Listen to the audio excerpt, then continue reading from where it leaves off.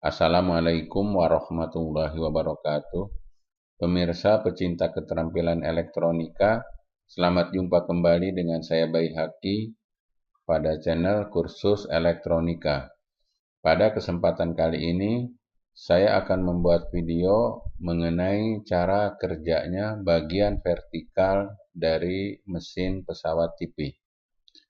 Baiklah, kita mulai. Perhatikan, ini gambar bagian vertikal. Nah, ini ada tulisannya vertikal nih ya. Vertikal. Tugas daripada blok bagian vertikal adalah membuka layar dari atas ke bawah ya. Dari atas ke bawah atau dari bawah ke atas ya. Ini adalah tugasnya blok bagian vertikal. Jadi kalau bagian vertikal ini rusak, ya, ini si layar televisi cuma ada garis saja dari kiri ke kanan, ya. Kalau televisi hanya garis dari kiri ke kanan, ya, itu berarti bagian blok vertikal ini rusak. Perhatikan bagian vertikal, dia mempunyai osilator ya, di mana osilator ini membangkitkan frekuensi 50 Hz ya, 50 Hz untuk negara Indonesia ya. Kalau di negara lain ada yang 60 Hz ya. Untuk negara Indonesia, frekuensi osilator vertikal adalah sebesar 50 Hz ya. Sementara kalau untuk bagian horizontal, kemarin itu kan saya sebutkan 15.000 ya, 15.000 Hz ya. Kalau untuk bagian vertikal 50 Hz, kalau untuk bagian horizontal itu 15.000 Hz ya. Oke, kita teruskan.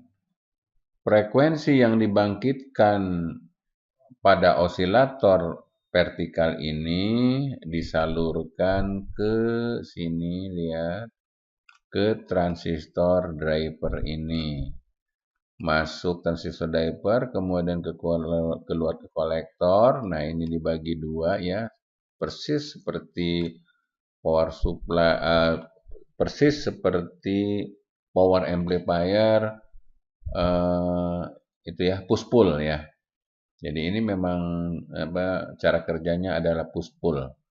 Yang satu masuk sini, kemudian keluar ke sini, kemudian ke deflection yoke atau gelung bagian vertikal, dan yang satu masuk sini. Jadi ketemu ya. Jadi di sini adalah ini apa transistornya, PNP ya. Ini PNP, PN-nya. Jadi ini yang menguatkan amplitudo yang bagian bawah. Ini apa, NPN, berarti ini yang bagian atas ya. Jadi yang bagian atas gitu ya. Jadi ya ini sistem menguatkannya jadi setengah gelombang. Ini menguatkan setengah gelombang amplitudo yang negatif ya. Ini menguatkan setengah gelombang yang positif. Maka ketemu di sini dia akan menjadi full ya, penuh ya, gelombang penuh gitu ya. Bagian vertikal mempunyai osilator ya. Bagian vertikal mempunyai osilator yang tujuannya adalah membangkitkan frekuensi sebesar 50 Hz. Frekuensi ini disalurkan ke sini karena masih lemah, maka dikuatkan oleh transistor driver ini. Setelah agak besar, agak kuat ya, maka diumpankan ke transistor final ini yang jenis kerjanya, yang tipe kerjanya adalah push pull, kemudian masuk ke sini ke elko, kemudian ke deflection yoke atau gelung. Ya, yang ini juga masuk ke deflection yoke atau gelung atau konde bagian vertikal ya. Tugasnya adalah membuka layar dari atas ke bawah ya. Kalau dari ke kanan kan horizontal ya. Kalau ini tugasnya membuka layar dari atas ke bawah atau dari bawah ke atas ya. Sekarang perhatikan, ini ada sinyal sinkronisasi ya, sinyal sinkronisasi dari sini ya, asalnya dari pemancar ke sini, ke sini, ke sini ya. Ini bagian separator ya, separator pemecah. Nah, ini ke sini nih. Nah, walaupun tidak ada sinyal sinkronisasi ini dari pemancar ya, walaupun tidak ada sinyal ini, umpamanya bagian ininya nggak nangkep gitu ya, nggak nangkap sinyal gitu ya. Walaupun tidak ada bagian ini bagian vertikal ini tetap dia bekerja ya. Jadi osilator ini independen, dia bekerja sendiri ya, tanpa ketergantungan sinyal sinkronisasi dari sini. Sama ya, yang bagian horizontal juga kan begitu. Osilatornya independen, membangkitkan frekuensi sendiri, tidak ketergantungan kepada sinyal sinkronisasi dari pemancar. Begitupun yang bagian vertikal juga sama.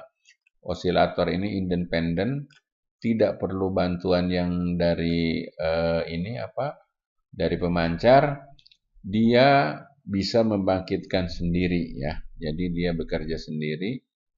Frekuensinya sebesar 50 Hz dan kemudian disalurkan ke sini. Berarti ini walaupun tidak ada sinyal yang dari sini, tidak ada sinyal dari pemancar, dia seblok begini nih tetap bekerja ya, tetap bekerja ya. Lantas untuk apa sinyal sinkronisasi ini? Kalau memang dia tanpa sinyal sinkronisasi pun dari pusat pemancar ya, dia bisa bekerja.